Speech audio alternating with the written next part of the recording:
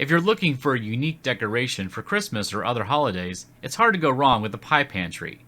I've had one outside my home for many years since I was a kid, and now I'm going to show you how to build one using many common components.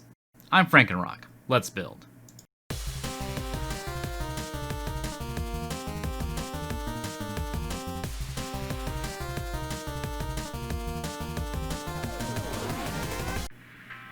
For this project, you will need the following materials. 2 sizes of PVC pipe. I personally use 1 1/4 inch and 2 inch PVC pipe. 9-inch aluminum foil pie plates. Big Christmas lights. I found some programmable ones a few years ago for this project, but some standard C9s will work just fine and will probably keep you closer to budget. And some nuts and bolts. And you will need the following tools. A pipe cutter. You do not need a pipe cutter specifically, but you need some way to cut these pipes up, so you can either use a handsaw or a rotary tool with a cutting blade. A power drill. A circular hole saw, just slightly larger than your smallest PVC pipe. A hot glue gun with several sticks of hot glue. And a way to mount this. I prefer cable ties. The first step is to design the frame for your tree. First, put the lights in your desired configuration, then figure out how you will be connecting them together. For me, I had a string of 25 lights and I wanted to use them all, so I decided to attach each of them to the smaller PVC pipes and then use the larger ones to hold the smaller ones in place. On the smaller pipes, mark where you will be placing the lights. My lights were 10 inches apart, so I spaced them about 9 inches from each other to give them a little slack.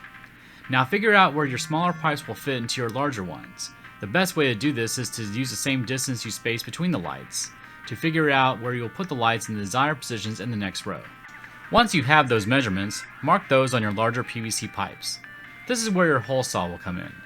Drill the hole at about the same angle as the smaller pipe will be intersecting the larger one. The slightly larger hole saw is to help prevent any fit issues, as those pipes are secured at the end. By the way, you will notice a fair amount of debris being generated during this process. That's why I recommend safety glasses and a mask.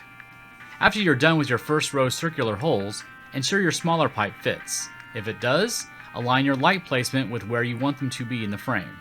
Cut the pipe if necessary, then drill a hole through both the larger pipe and the shorter one. While it is tempting to try to drill both holes at the same time, I recommend drilling the hole in the larger pipe first, and then using that hole to mark the smaller pipe in the appropriate location. Align the holes in the pipes, put in the bolt, and secure with a nut on the other side. You can either have a short bolt and secure it with a nut inside the pipe on both ends, or you can have a bolt long enough to fit through the entire diameter of the larger pipe. After a little work, the frame is assembled and it's time to start placing the lights. I just used a couple of squeezes of hot glue on the base of the light and attached it at the marked point on the pipe. You will likely need to hold it on the pipe for about a minute depending on the glue you use, so laying this frame flat while you hold the light in place might make things easier. Be sure to have a tarp or other protective layer between your frame and the floor if you do not want hot glue on your floor. If the bulbs screw off at the base of the lights, do that now. If not, it's no problem.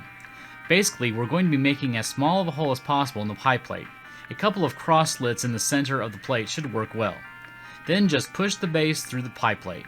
If your bulbs don't separate from the base like mine, you should try to squeeze together the foil flaps on the pie plate around the base once you push it in. Securing it with some more hot glue will probably be needed. Once you're done putting all the pie plates on, plug it in and light it up.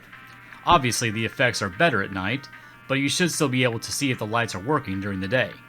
Each light reflects off the edge of the pie plates, making for a nice effect. It's so unique that you'll even get some second looks even if you use non-animated lights. It's an easy to assemble decoration that's sure to impress. Merry Christmas, and thanks for watching.